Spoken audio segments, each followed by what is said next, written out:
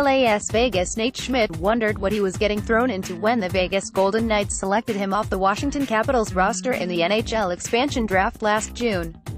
He knew one other player, forward Erik Haula, a former teammate at the University of Minnesota, and new goaltender Marc-Andre Fleury through shaking Fleury's hand when the Pittsburgh Penguins eliminated the Capitals from the Stanley Cup playoffs. Vegas chose players Schmidt respected, but he wasn't sure how effectively they'd mesh. "You know what we had with each guy.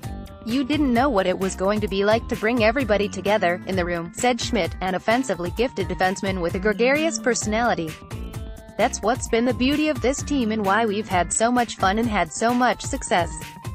It's how much our guys have bonded over being here together."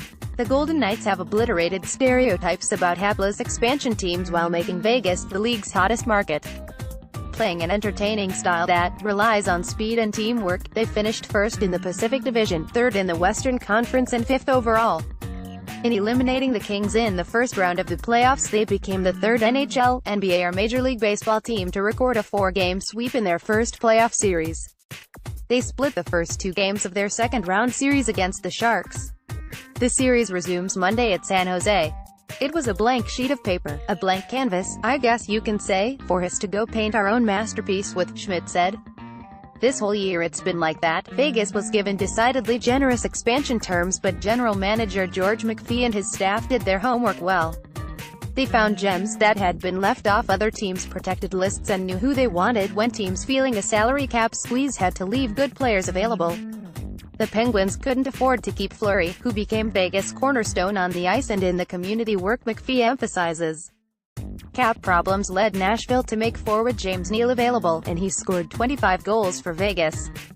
But as good as the pickings were, McPhee and coach Gerard Gallant still had to transform those parts into a cohesive whole for owner Bill Foley, who paid $500 million for the first major professional sports franchise in a city that likes big, bold entertainment.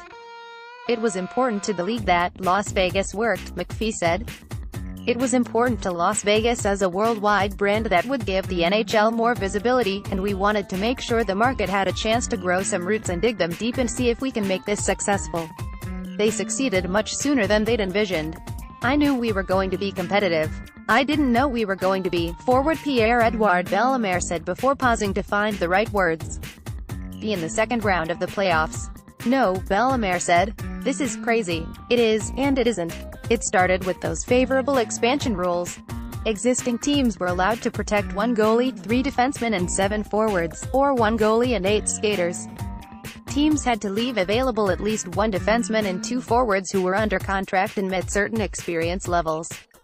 First and second-year pros were exempt, but players with no-move clauses had to be protected.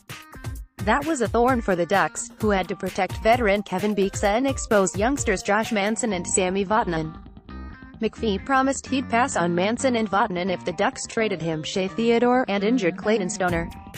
Theodore became a mainstay of Vegas' mobile defense. The Ducks later dealt Vatanen for valuable center Adam Henrique. McPhee, determined to build a team on youth, speed and good guys, willing to work, and low ego, pulled off some steals. When he agreed to leave Minnesota's defenseman alone and instead draft Haula, the Wild gave him prospect Alex Tuch. Both have been standouts for Vegas. Minnesota exited in the first playoff round when Florida foolishly exposed 30-goal scorer Jonathan Marchessault, a bargain at $750,000 this season. McPhee took him and let the Panthers dump Riley Smith on him. Marchessault had a career-best 75 points and Smith a career-best 60 as wingers on the top line with William Karlsson. Karlsson, whose 43 regular season goals ranked 3rd in the NHL. McPhee got him from Columbus with first and third round draft picks in exchange for not drafting Josh Anderson or Jonas Korpisalo and for taking the fat contract of injured forward David Clarkson. "We thought he was a very responsible player who played the game right, was very good defensively, and if he could ever generate some offense he'd be a very effective player," McPhee said. "He's generated more offense than we anticipated, but I think we've had about 12 players who have had career years.